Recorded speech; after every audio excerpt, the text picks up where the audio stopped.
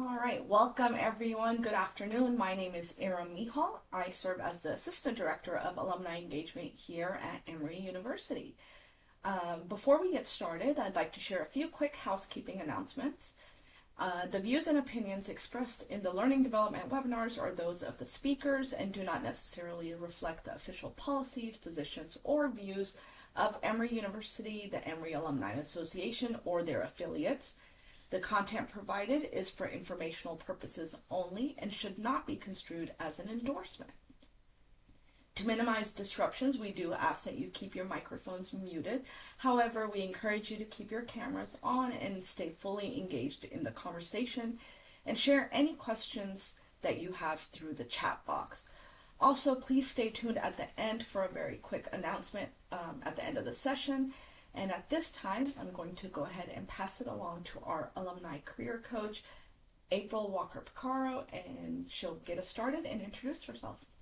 Hello, thank you, Aram. Thank you, everyone, for joining me during your lunch hour. It looks like a lot of y'all are on the East Coast or Southeast, so thanks for joining me on your lunch hour. For those of you who are even a little bit earlier in the day, thank you for getting up early with me. I'm not a morning person, so if you did the early come with me, thank you. Hopefully, you'll get something that you need out of today. I'm going to go ahead and start sharing my screen so we can jump into it, and we will hopefully not have any technical difficulties, which is always a possibility. So let's see, slideshow from beginning. All right, so if you're here to learn how to stand out in your resumes and in your interviews so that you can get those results. And hopefully you will get what you need today. So what's ahead of us? I'm going to welcome you in. We're going to do a little poll, and then I'm going to do a couple of stories because I like stories. And I think that's probably the best way for you to learn how to stand out in your resume and in interviews is by being able to tell your story in a very compelling way. So I'm going to tell some stories. I'll talk a little bit about what we do, add a little more truth. Then we'll do another little quick poll. And then we'll learn how to nurture altruistic networks so that you can have those long-lasting relationships. We'll talk about some authentic interviewing, what our recipe is for authentic interviewing. And then hopefully I'm going to try to like not speed through, but get to the big part of testing your own interviewing skills so that we can have some one-on-one with each other and test your own interview skills. Okay? All right. So welcome, welcome. Again, my name is April Sojourner Truth Walker Picaro. It's a mouthful and I love it. I am a wife and a mama to a beautiful little toddler who hoping is not going to bust through the doors and out of his room during the session, but he may. I'm also a poet, a visual artist, and a lover of language. So I bring all of those creative essences into resumes, which is what makes it a lot of fun for me because a lot of times people think, oh, a resume is just this boring piece of paper. But again, it's all about the story and how do we craft your story in an authentic way. I graduated from Emory in 2011 with my BA in English and Creative Writing and Sociology. And then I got my Master's of Fine Arts from Holland University in 2013. I'm also a PMP certified project manager. So I have an extensive background in corporate and project management. So I know all the worlds, I like to say. I've been the president of A Little More Truth since 2020. Started this beautiful business at the beginning of COVID, which is a whole story within itself. But we're 6 years strong now, and so it can be done. I'm also currently a professor at the University of North Texas at Dallas and also Dallas College, where I teach composition and world literature and things like that. I was a project manager slash area manager for AT&T for 7 years. And then I was a professor at Oklahoma City Community College. So just a little bit about me. And the first poll question is, do you believe that a resume is what gets you the job? So I think Aram is going to put the poll up and I'm going to see those results come in. But do you believe that a resume is what gets you the job? And you can just say yes or no. Okay. Okay. We're shifting, we're going. Okay. Okay. This is interesting. I like seeing the poll results as they're coming in. Okay. Did we get everybody? I think we got everybody. Good. Okay. So most people said no. 84% said no. And 16% said yes. So for those of you who said Yes, I want to hear from you. Anyone who said yes, you think a resumes will get you the job. Why do you think that? And there's no right or wrong answer. This is just for us to I gotta go into teacher mode. You are not getting graded. This is not a test, just a conversation starter. But for those of you who said yes, anybody brave enough to say why you think a resumes will get you the job? Any brave soul? Okay, so for someone who said no, why do you think it's not what gets you the job? I think a I resume think, gets you go ahead. interviewed, not necessarily a job. Okay, you said a resume gets an interview, but not necessarily a job. And tell me how to pronounce your name. It's Nwandi. Namwandi, thank you. And then there was someone else. There was a male voice that I heard, I Oh believe. yeah, I was going to say I don't even think the resume gets you the interview. I think Mm, uh, networking in a decision, being in front of a decision maker that understands the value that you're going to bring mm, is what's going to get you your foot in the door. mm, And resume is more of a formality mm, in the background to go through the official process.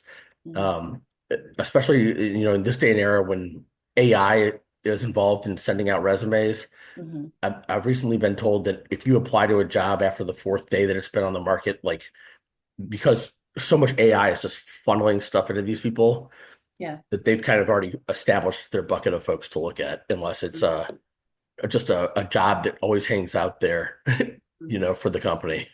Yeah, that's a very good but also stress-inducing point, Nathan, because it's like, oh my gosh, if I'm like 4 days late to this job, I've already lost it, and maybe it was like the weekend or a holiday or something, and I've already missed the opportunity. So I'm going to circle back to that, but that's a really good point, both from Nwandi and Nathan. So anybody who thought it did get you the job, anybody want to chime in now that we've had a few people talk?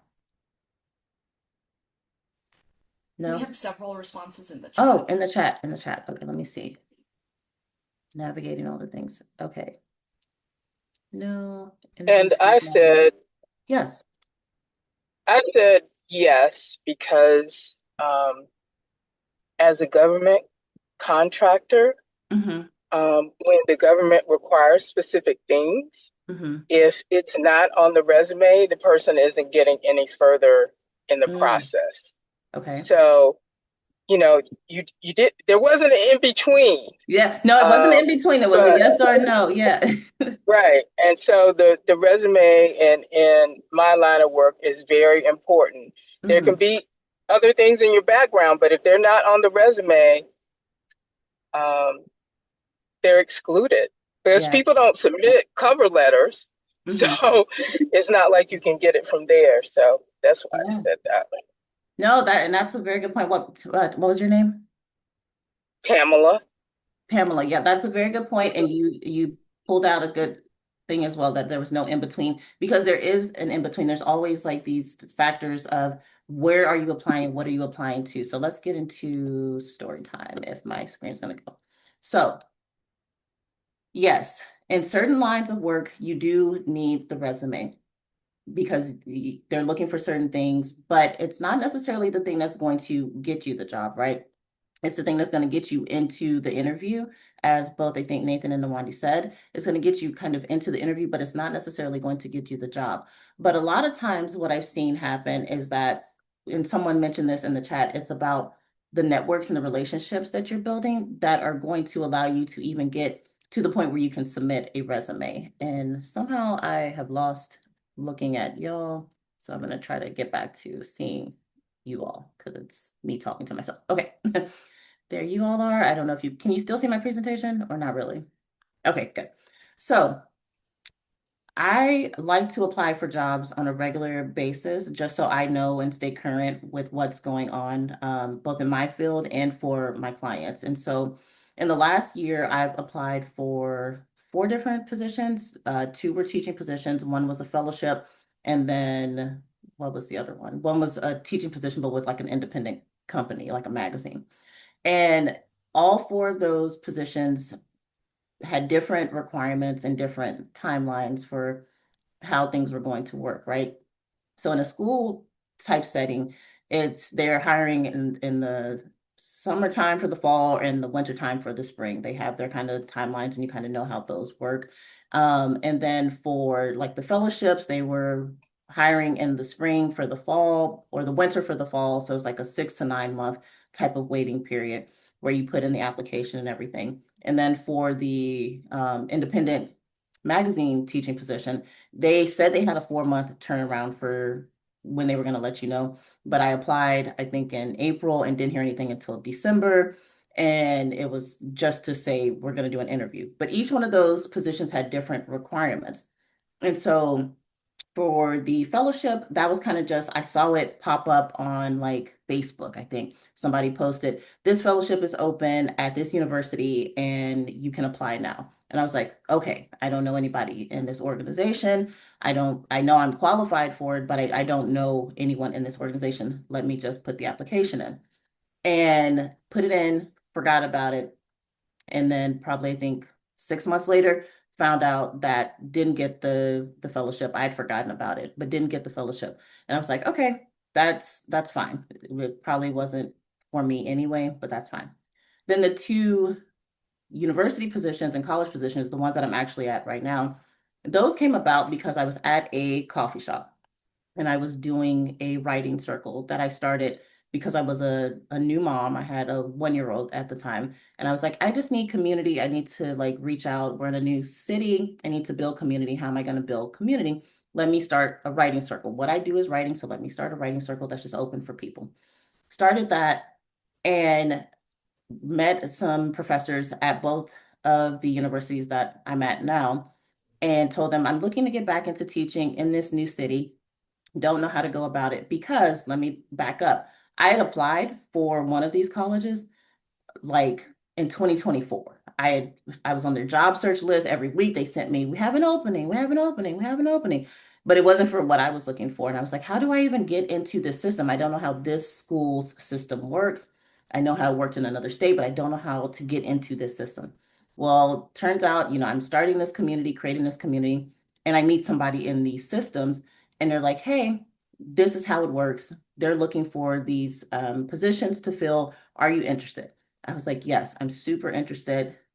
Yay. It's been a year of me trying to break into it. I was not going to be able to do it by just being on like a job search thing. It just wasn't working for me. This worked out for me because I was out there creating community. But then I got the interviews for the positions before I even submitted a resume for the positions. And so that's actually been my experience with a lot of the jobs that I've gotten. I will get the interview because I've met someone and created a connection with a human being. Even when I first started teaching in Oklahoma, I just like called the school and was like, who's in the English faculty? Who's the hiring person? And the school put me in touch with that person. And I just talked to the hiring manager there first and then came in for an interview. And then he told me, okay, now we got to do all the formalities, like what Nathan was saying, submit your resume, have it into the system, and I'll take care of the rest. So that was for those two positions that I did get. And then for the fourth one with the independent magazine, I submitted a cover letter, a resume, like a sample of me, how I would teach, this whole like package, right? And then I got called for an interview. Interview got rescheduled in December because they had an emergency. Got rescheduled for January. We did the interview. Felt like the interview went so well. Like I was like, we really connected. Like we're aligned purpose wise. This went so well. And she was the owner of the company, and she told me, okay, I just got to talk with my board, and then I'll get back with you in a week. If you haven't heard from me in a week, reach back out. Didn't hear from her in a week, reached back out. I was like, let me just give it 2 weeks. I'm not seeming too pushy, right? Because we always have that concern that if I follow up too soon, then I'm being too much, right? So I was like, I'll just give it 2 weeks. Everybody's coming back from Christmas and everything. I'll give it some time. Followed up, still didn't hear anything. It's now April. I still haven't heard anything. I have no clue. I mean, it may work out, it may not. Who knows? I don't know. But there's nothing that I feel like I did that would have said this shouldn't have worked out. It just something has not worked out in that respect, right? And so there's four different stories of how a job search can go.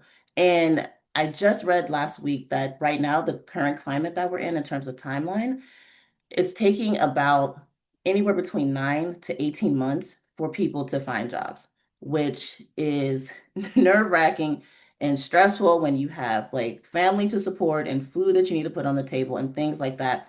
And so if you are in that place right now where you're looking for a position and it's been a while, don't take it personally. That's what I tell all my clients. I tell myself because there's so many other factors that are happening. We're like, they said we're not in a recession level yet, but we're like kind of in a it's like we're in this weird space, right?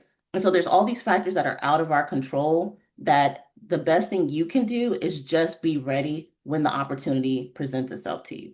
Because again, going back to the two positions that I did get at the university and the college, I was ready. So the resume was ready. I always keep it updated. I keep the cover letter and the CV, everything updated so that it's ready. But also, I was ready too. So the interview came first before I submitted the resume. So I had to be ready to talk about what's my teaching pedagogy and how am I dealing with AI in the classroom and all these things. And so keep yourself ready to do the interview, keep your documents ready, but go out and just have a cup of coffee and say hi to somebody. That's my biggest tip to you is just go out into the world and say hi to somebody. And I'm that really, I like say weird person because if I see somebody who looks like they're a writer or a teacher, I'm like, hey, are you a writer or a teacher? What are you working on? And I try not to be like super intrusive, but I am that person who goes out there. And it's not my natural way. I just am a curious person too. And so if you're curious about somebody and you think not, and I think this is like the old way of networking. I'm getting like all over the place with my presentation. I apologize. But the old way of networking is that you go to these networking events, right? And you're like dressed in your corporate attire and you go and you meet people and you have a drink and you give your business card and you do it digitally now and you say, this is my elevator speech and all that stuff. I've never seen that work for me personally. I've seen it work for some clients where that type of networking does get you into a high paying job and a good job, but you don't want to just focus on the high paying good job because there's no such thing as job security in this market. You want to focus on, am I building a network that is a altruistic giving network that when I know I need something, I have a network that will support me, and I also know that I support that network. It's a giving network, not just a network that is all about results and end results, right? It's about building long-lasting relationships. Does that make sense? I'm gonna pause for a minute and just open it up to questions because again, I jumped kind of all over the place with my presentation. But are there any questions? And I'm gonna look and see in the chat. Yeah, the timeline is crazy. It's actually crazy. It's like doubled in the last year. Last year when I did this, it was about 3 to 6 months. Now we're at like 9 to 18, and it's yeah, it's crazy. It's insane. Yes, don't take it personally. Definitely don't take it personally. Yeah. And it is the connection that gets you the job. But it's such an interesting, don't just go into it seeking to a connection, right? Seek an actual human connection with somebody. Like connect with somebody like, oh, I like your shirt, or I like what are you drink like an actual connection, just not like what can you do for me, you know? Does that make sense? Someone mentioned something about cover letters. Okay, so cover letters are still a common thing, but the first thing they'll actually ask you for is the resume, and cover letters are more kind of optional these days, but I still say have a cover letter ready, just a standard one ready, because you never know when they may be like, oh, well, we actually want a cover letter too. They're not always as long or like in a separate document. Sometimes they'll ask for the cover letter just in the application. And so if you have it already in a separate document, you can just boop, copy and paste it into the application and not have to worry about it. Just make a few little tweaks. And you do want to be able to tailor things as well. How would you summarize the next steps if you're starting to apply? Oh, that's a good question. And then I see hands and hands. Okay. So if you're just starting to apply for a job, Sophia, give me a little more detail about kind of like where you are in that process. Like, have you just submitted the application or are you just looking at what jobs you want to apply for? I have a good idea of where I'd like to go next, but Mhm. honestly, I'm also at the point where I want to get out of my current job. Yeah. And so I have spent the past week cleaning up my resume because I kind of had a similar experience to you where Mhm. I'm being reached out by recruiters and having the interview first. Yeah. And then I ended up just deciding to stick with that interview so I would have a deadline to Yeah. prepare for, Yeah. because that's just like what ends up working for me. But I'm really like just getting back into it. So Okay. I have like my resume cleaned up, but it's more of like a template version rather than Hmm. like something that I'm tailoring to each specific job. Hmm. Starting to go through some of like my interview prep materials, Hmm. again, more of like a template that probably still needs to be cleaned up since I haven't looked at it Yeah. in a while. Yeah. So I would say for you, if you already have that master resume, which is what I like to call that template, just if Hmm. you know that recruiters are reaching out to you in these certain fields and things like that, look at those fields and see what are keywords that they're looking for in their applications and put those into maybe 2 or 3 tailored resumes so that you can have, if they are like, okay, we have this one open for you, we just need you to submit the resume, it won't get kicked out of the system. Oh, because that's the other thing that happened to me. So I forgot I applied for like a full-time position at the college that I'm at right now in January. And 2 days after I applied, I got a rejection, and I was like, okay, like I thought I had a pretty good resume here, and a good, like I thought should at least get past 2 days.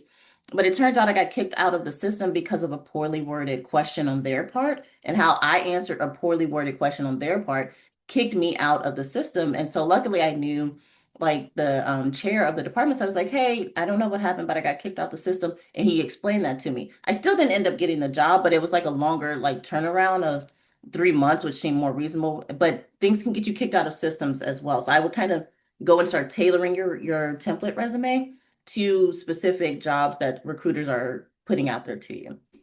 Does that help, Yeah. Sophia? So you would say that like the focus should be like, let's say I hadn't gone through and made that master resume, but like, Hmm. let's say you're just starting again, Hmm. master resume, tailored Hmm. resume And would be then like the priorities. yeah, I would do master resume first because that one will you'll be able to send out to a lot of places when they're asking for it. And I would just make sure that it's very clean. There's no like lines and things. And I'll show you my resume so that you can see how it kind of should look like. But that it's concise. You've kind of cleaned it up. You don't have more than the past probably 10 to 15 years of experience. That it's not too long. I would just clean it up and tighten it up and then go and start to tailor it for those jobs that are being sent to you by recruiters specifically if they have Hmm. the job descriptions in them as well. Does that make sense? Yeah. Yeah. Thank you. You're welcome. Nathan, I see your hand and I see a lot of questions in the chat. Yeah, sorry about that. No, Can you're you good. provide some guidance? I have from 2 different executive recruiters Mhm. heard conflicting pieces of information, Okay. and it pertains to kind of how the ATS reads Mm. resumes. Mhm. And you mentioned lines, and at Mhm. one point I had in my resume between under for experience like Mhm. formal line breaking out the Yeah. sections.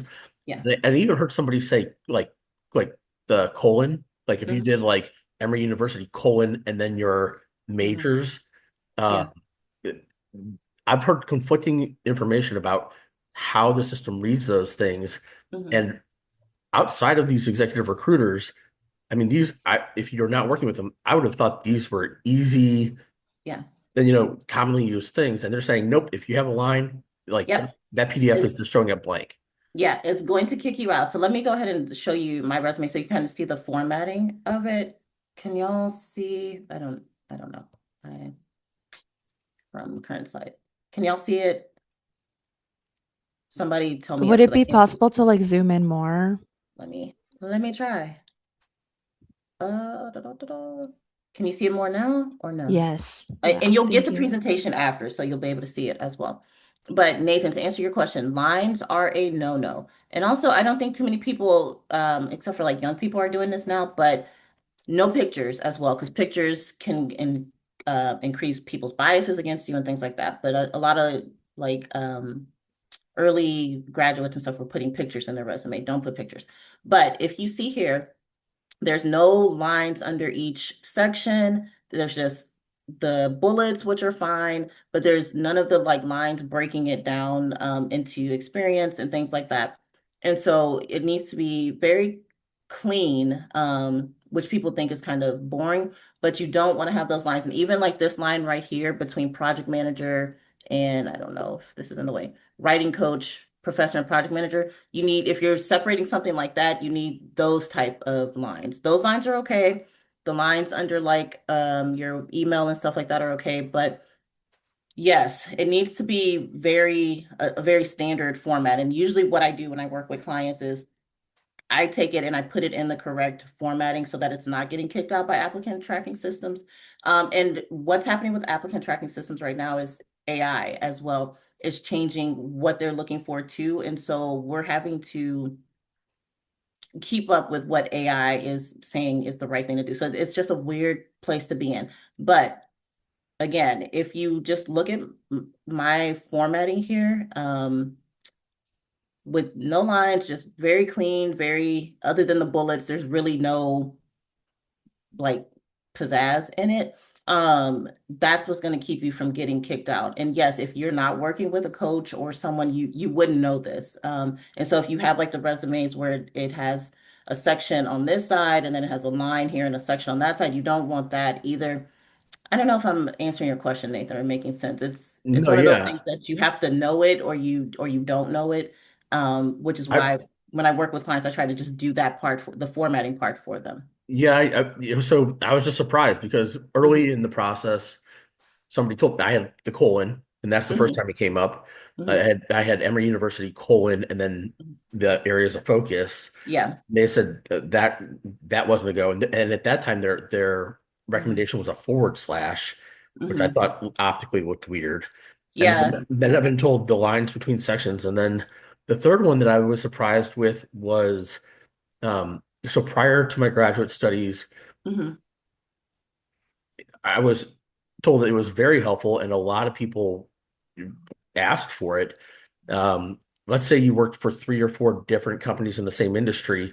mhm, Prior to my the bullet points on experience, mhm. they wanted to know one or two sentences about, say, the size of your team or they wanted like like a one or two sentence summary Mhm. of your role on the team because like so say you worked for some massive brokerage company across the country, they Yeah. might say, well, was your team five? Were you one of five or were you one of 100?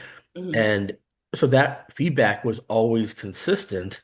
mhm, And more recently, I've been told as yeah, I guess this is more in the last 2 years as people have gotten a lot more rapid with the ATS and other things. mhm. I've just been told leave that out. It's just people's eyes are just gonna go for bink, bink, bink. They're gonna decide in like 10 Mhm. seconds if they read the rest of the resume. Yeah. And Yeah. if you put And that in that there, So that is true. You will get at most 30 seconds for someone to decide if they're going to read the rest of your resume. And I came back so that I could see who I'm talking to, but I'm going to go back to mine because what I tell people is no, you don't have to say like I was a part of this team. And then people aren't looking for those numbers anymore. They're looking again more so for a story because you get 10 to 30 seconds tops for somebody to look and say, okay, that's their name. I got their name. Now, what about this whole page am I going to look at and focus in on? And so, what I tell people is have 1 to 2 sentences at the top. And let me go back again. Um, where's the share? I lost the share. Oh no. But 1 to 2 sentences at the top to tell someone who you are. What's your story? Why do they need to talk to you more? So let me go to like mine. All right. Can y'all see it? Is it big enough? Okay. So under my name, you have all the how you can contact me stuff, right?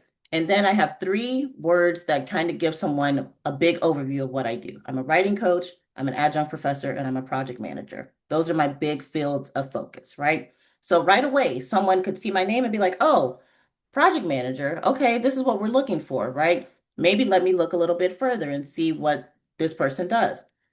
Okay, then I start with this, what I call, it's not the objective anymore. So you don't need the objective. Objectives are gone. You don't have to have like that heading. You just want your story tagline, basically. A teaching artist dedicated to building communities across industries, including education, private corporations, and telco.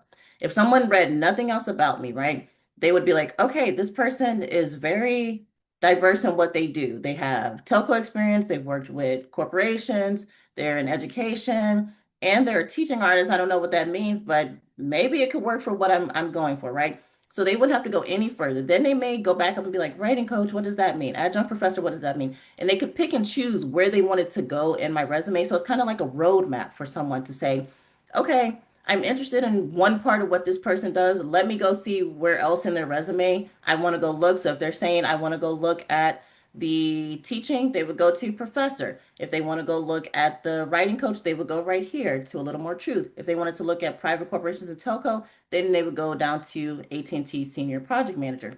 And so you want to kind of highlight those aspects of you very quickly in your resume as well. So the first page, if you're going to go over to a second page, which most of you were like mid-level to executive level career professionals, so you're likely going to have at least 2 pages of a resume. People are not likely to go past the first page of your resume, so you want to have that first page with those top things. Even if you have some gaps and things, like I had my son, so I have gaps in when I took off time to have him and be at home with him, but I still am able to fix those gaps with the big hitters, basically, right? Does that make sense, Nathan? Does it make sense to Yes, everybody? it does. Yes. Questions? But again, you're trying to grab them very quickly. So have those no more than 3, but at least 2 kind of headings about you. Who are you? Right? Not what do you do, but who are you?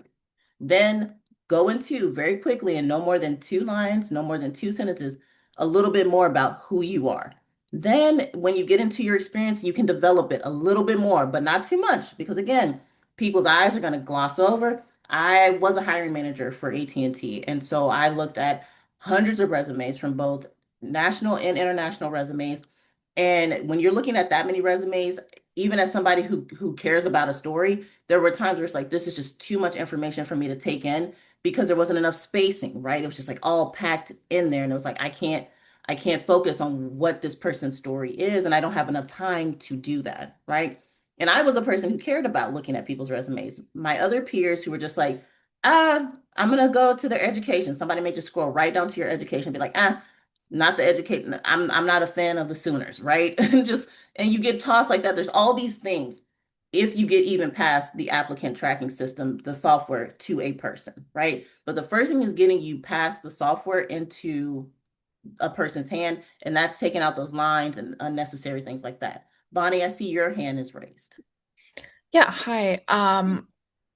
Context around myself is Mhm. I'm currently on my first job after undergrad Yeah. and I'm trying to transition into a new job. So this is going to be my first time trying to craft my resume Yeah. after college recruiting. And my resume is from the Goizueta templates that has horizontal lines and Mhm. very little space and Mhm. just one page. And I'm just wondering, like, Mhm. would that template potentially be the reason why I've been getting rejections, like just because AI has been tracking all these like formatting issues? I'm sure like that's not the only reason, but I was just Mhm. kind of confused because a lot of the things that you were saying was very different from what I was hearing from the Mhm. business school when I was applying at the time. Yeah. Yes. And so the answer is both yes and no, right? There's a lot of factors that could be why you're getting rejected. But if you're seeing quick rejections, it is probably because of that formatting and that template. And again, like I said, in the industry, we're trying to catch up with what AI is doing. That's what all of us are trying to do in every industry is catch up with what AI is saying is now the new thing, right? And so not that Guizetta had a wrong template, it's just the AI has taken it to another level and then we have to catch up. So yes, I would get rid of those horizontal lines. I would, you said it's 2 pages or 1 page? I was told that everything has to be fit into one page. So I've Yeah, been and so since you're still early in your career, you do want to try to keep it at 1 page. So you're going to want to get rid of kind of like if you have anything from when you were in high school, like those internships and like summer jobs and things like that. If there's kind of like I remember being like a sales assistant and things like that that aren't as relevant to the jobs that you're applying for now, even if it feels like you have less can be more. I know it's a cliche, but it can be more if it's the right if it's substance, right? You don't want just things to fill the page. So the big thing is I would get rid of those lines for you and find a different template that's just a little cleaner than the one that you got from Goizetta. Does that help, Bonnie? Yeah, that helps a lot. And I Thanks. remember being exactly where you were. And that frustration. Well, I was exactly where you were without AI, so I didn't have that going against me. But just give yourself a lot of grace too, because it is evolving as we're applying, right?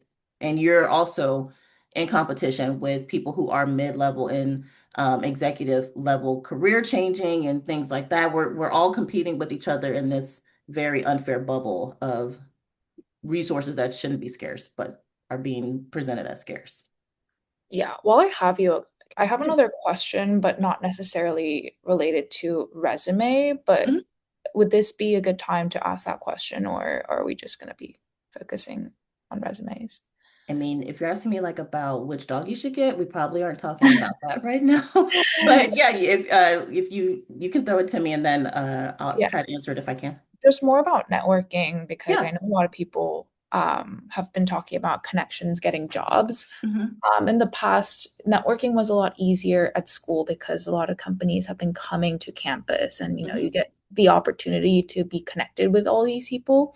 And Hmm. now like in the job, like while you're in like working 9 to 5, it's really difficult to Hmm. find people and really make a personal connection, Yeah. like a human one-to-one connection Hmm. because you don't really get the opportunities to go to these events or they're not coming right to To you. you. Yeah. Yeah, and just wondering, like in the past, I've been like using Rocket Reach and all these like different tools to like find people's emails, and I just find that a little bit it could be interpreted a little bit creepy to like find Yeah. someone's email, and so I've just been Yeah. reaching out through LinkedIn, and there's just Hmm. like hasn't been a good response rate, right? Like I Yeah. don't think people are just like randomly responding to people's LinkedIn messages. So, kind of Hmm. wondering how to navigate the networking when you're Yeah. trying to find people to talk to.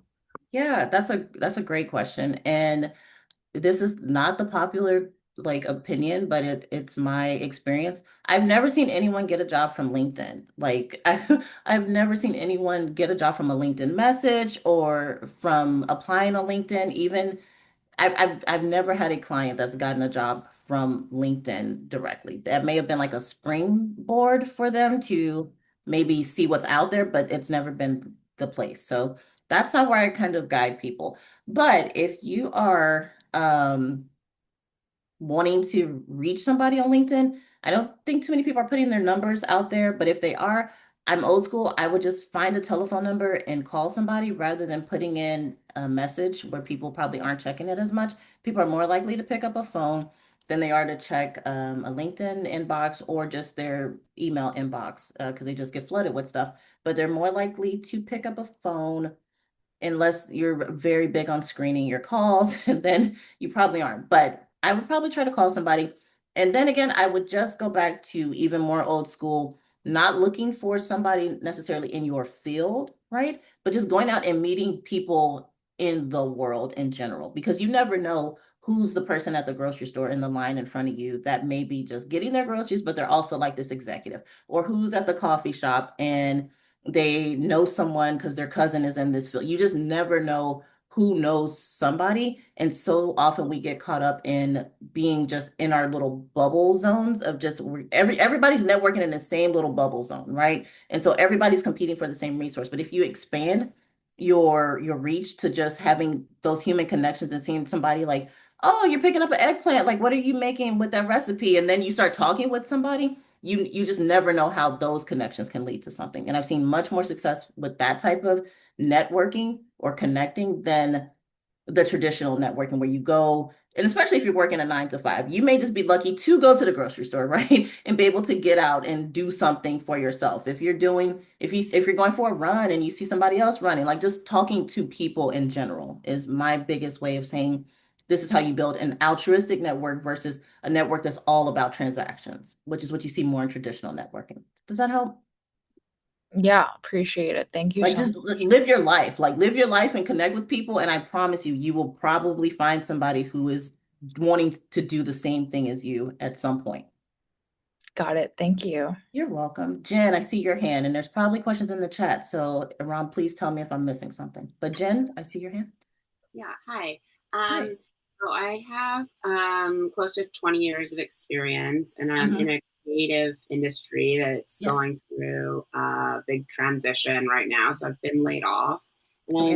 and but in my field, like layouts and templates of things are really important, presentation and graphics. Hmm. So I'm curious with regards to, the ATS system and not being able to read columns or lines, which I just learned today. Yeah. So if we're supposed to be more creative in showing how to differentiate ourselves from another applicant, Hmm.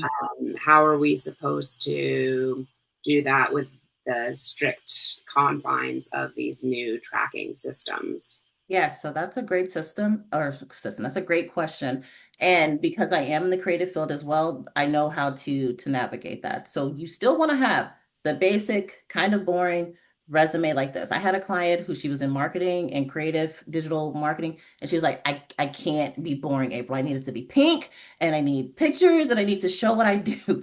And I was like, I completely get that, but you will get kicked out of everything. So we can't do that. We got to be creative with our words. And so that's where you're like the poet in me comes in when I'm working with clients. You got to be creative with the words. Let the words be different from the typical words. Like think create those images with your words. But then you need to have your CV, right? And you need to have your portfolio ready. And you need to have a cover letter that really can tell that story with even more words and images. So you have to have many folds to yours as a creative. You can't just have one. You need to be ready with all of them. Your words have to paint those pictures. So let your creativity with images come through in the words and then have that portfolio that shows all the creative stuff so that if they even give you an option for additional documents, boom, you already have it ready and you can send it in so that if they see your first three words and your first sentences, they're like, oh, I like this person. Let me see what else they may have. You already have provided it to them. Okay. But Okay. you don't want to get kicked. You don't want to just get kicked out and not even get a chance to get your foot in the door because your creativity is taking center stage in images rather than words. Does that make sense? Yes. Thank Does that you. help? Like Yes. I have a whole package for me. So I have, if I'm applying for the more corporate and education stuff, right? I have this kind of package right here. But when I'm applying for teaching and more creative things, or I'm applying for residencies and fellowships, I have a package with the resume, the cover letter, the portfolio that like has high quality images and things like that, so that it's a complete package. Yes. I have all Does that too. does that help? Yes. Thank But you. yeah, no, you really will get kicked out though. The systems will kick you out. And like I said, that one client, she was just like, no. But as soon as she changed it and we got it where she was comfortable with her words showing the images, she started getting the jobs rolling in and stopped getting kicked out. And she was like, okay. I was like, I'm not trying to crush your creativity. I promise. Like it's beautiful. It is visually beautiful, but it will get kicked out. Now, what I did tell her to do is have keep that visually beautiful one, and if she met someone in person, then she could Mhm. give that to someone in person as well, because you can have that option too. Does that Okay. help, Jen? Yes. Thank you. You're welcome. So, April, Okay. we have a few questions in the chat. Did you want to do the questions or did you want to Yeah, let's keep go rolling. through I the mean, this is for y'all. Let's presentation? keep rolling with questions. Okay, Yeah. so it says, what would you recommend generally as far as the timeline to stop including work during undergrad? Okay, so if you're probably 10 years from Like, at what undergrad, point do you include like full-time work experience only? if you're 10 years post undergrad, then you should probably stop including like those undergrad internships. If you're 5 years post undergrad and you've had an extensive career in 5 years, you can probably just include up to like your senior year. But like, especially if it was a senior year internship that led into something that was more full time, then you can do that. But definitely, if you're 10 years past undergrad, you should not be including the undergrad stuff anymore. Okay, and then the next question, Mhm. um, if you are in a technical industry, would you still Mhm. say like story over measurable outcomes? Yes, but not over. It's story and measurable outcomes because I deal with a lot of people in technical industries. That's actually how I got started was doing freelance work for um, peers within AT&T, and T, and we were in highly technical stuff they were applying for, and software developers are some of my favorite clients because y'all have a story too, and it's story and measurable outcomes. And so I don't think I have it on this resume that I'm showing y'all, at least the example. But you do want to say, I was able to produce this return of an investment year over year, all those kind of buzzwords, this percentage. And especially if you're in a more technical and data driven one, you want to have the percentages in there, right? And the numbers in there, multi-million and had this client, I don't know. You want to have the numbers in there, but you want to lead with the story, have the numbers be kind of like the climax, and then come back down with the story. Does that make sense to whoever asked that question? It's not one or the other, it's both. You weave the numbers into the story. All right, Yeah, and I know yeah, I got we were like packing in the last 15 minutes or so, but people are anxious for your interview tips. Yes, okay, let's roll. Let's roll. I don't even know how to navigate this right now. I don't, what did I do? We can still see your screen. What was this? We don't need the poll. Okay. So this is just one little thing that we've already talked about, but not nurturing altruistic networks. The formula that I put forward to people is relationships plus resumes equal purposeful job opportunities. Okay. Because you don't want just a job that's going to pay. You can have a job that pays and you are having your soul sucked out of you, right? You want purposeful job opportunities, and those relationships plus a strong resume is what's going to get you that. So our recipe, no, there we go. Our recipe for interviewing the A Little More Truth way. Before you even go into the interview, you want to research the organization. You probably already know that, but don't just do like the basic research, right? Like research certain people that stand out to you and like what's their background? What do they like to do? What do they study? Like what are their interests that may be out there? Determine how their values and mission align with your purpose. Okay, so if you don't know what your purpose is, leave this webinar and ask yourself, what is my purpose in life? And you're never too old or too far along in your career to say, what is my purpose? Like, I know what I've been doing all this time, but what is my actual purpose in this life? And how do their values and their mission align with my purpose? Then you want to come up with 2 to 3 questions you have about their organization. And you can write them down and keep them with you, or you can just have them in your mind because there's going to come a point in the interview where they're going to be like, do you have any questions for us? And you don't want to be like, no, thinking that if I ask them questions, they're going to be like, I don't want this person because they asked. No, they want to know if you have any actual questions, and you want to have thoughtful questions, okay? And then outline or jot down any notes for your responses to common questions, and we'll go to the common questions here in a minute. During the interview, you want to approach behavioral questions by showing how you took a leadership role and what the outcome was and what was your growth. How did you grow from that experience?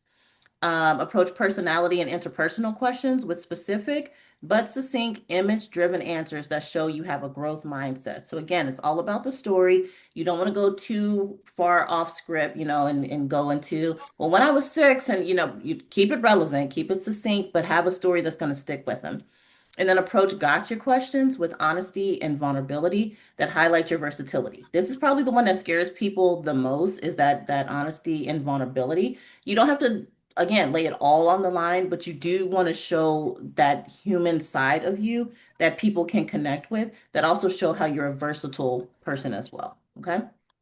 And then after the interview, you want to follow up with a thank you note. You can do handwritten or email. We literally one time had someone send us a certified mail handwritten thank you note, and that was like a huge deal because people don't even do that anymore. So you don't have to go that far, but a nice little thank you note, like thanking them for their time, because again, it's usually a lot of time that they're having to put into all these interviews, and just getting a thank you can make that difference for each person that interviews you, and then don't hesitate to reach out within the time frame given to hear back. So You're remember, I welcome. told you the lady this year told me she'd tell me in a week if I got it or not.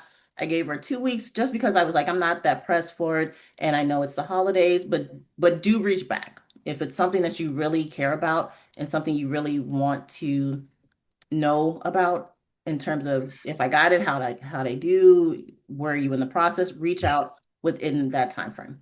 Okay. Any questions about those tips with interviewing? No? Yes? Was there a question? No? Okay. All right, so these are some of the common interview questions that you will see, and one that I left off that is getting more common that I'll tell you. But tell me about a time when you dealt with a challenging problem at your current job. That's a common one. What would you say are your greatest strengths and weaknesses?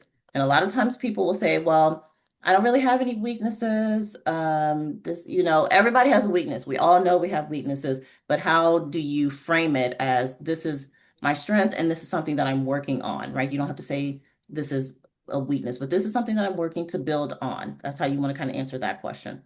Tell me about yourself. This is one where you can just go too far into the weeds telling somebody about yourself. So you don't want to go too far into the weeds. What qualities do you think make you stand out as a candidate? So again, give a story that'll stay in their mind, right? And then I see there's a gap in your resume. Tell me more about that. That question intimidates a lot of people, especially in this world where people are getting laid off. If you, again, are a parent and you've taken off time to raise a child or be a caregiver to an aging parent, that is a very intimidating question. Don't be intimidated by it because you weren't just not doing anything during whatever that gap was. Talk about, yeah, I was laid off in 2020. That's when I was laid off. But during this time, I also was working to improve my project management skills or, find my passion in this. Talk about what you did, and that's okay. So show that you weren't just someone sitting around looking for the next opportunity to come to you. You were actively doing something, even if it was just like, I was learning how to bake sourdough, which is what everybody seemed to do during the pandemic, right? And you can say, well, I learned that that's actually not for me, and I want to get back into what I was doing. And you can make them remember something about you, even if it's a little lighthearted as well. Okay. Are there any of these questions that you feel? Oh, and then the question I said that's not on here, but it's coming up. How do you feel about AI and how will you address AI in this role?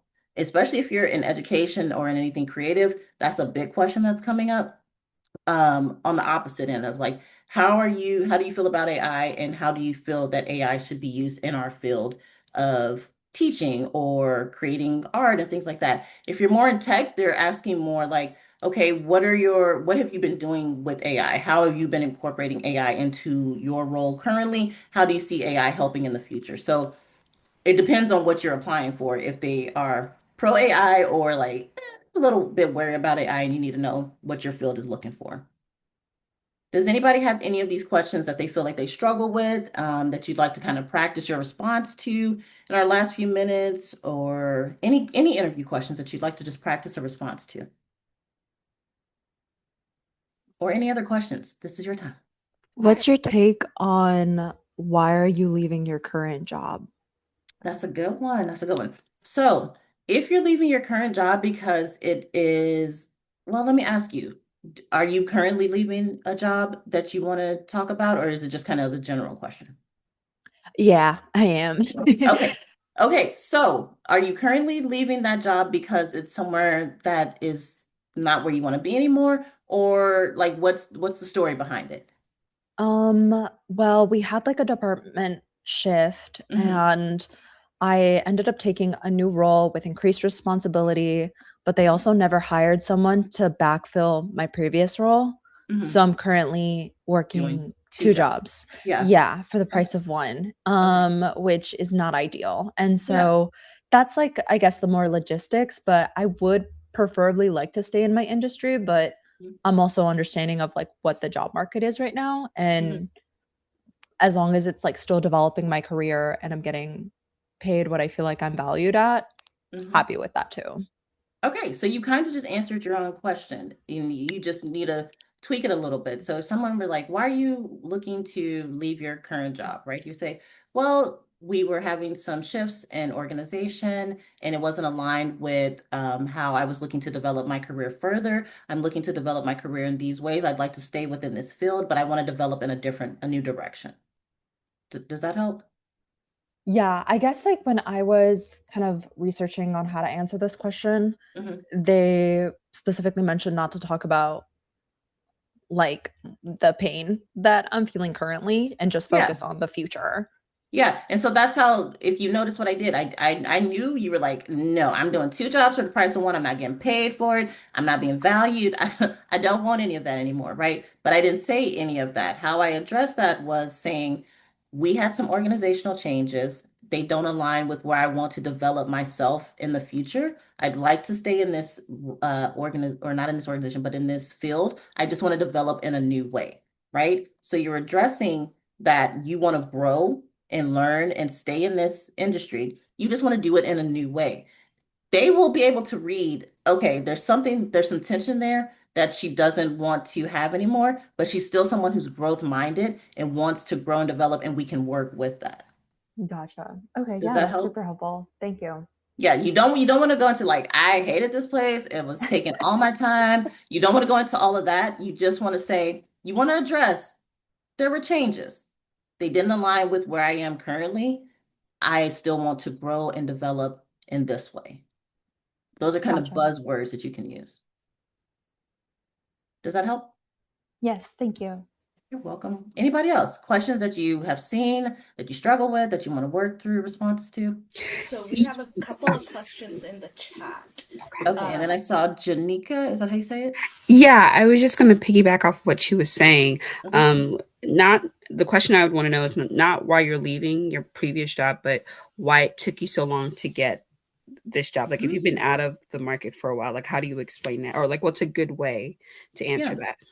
So you can, I mean, it just depends on how far into your life do you want to go, right? For me, I was out of teaching for about 3 years because I took that time to have my son and raise him. But I also would always mention, but while I was doing that, I was developing lesson plans for him. I was working with peers to keep my skills sharp. And so you talk about the things that you did during that time because you, again, you weren't just sitting around twiddling your thumbs and your fingers, right? You were doing things, you were taking steps. You talk about those steps that you were taking to say, and I just needed to explore in this way. And once I got the skills and the confidence that I needed, now I'm where I am. Does that help? Yes, thank you.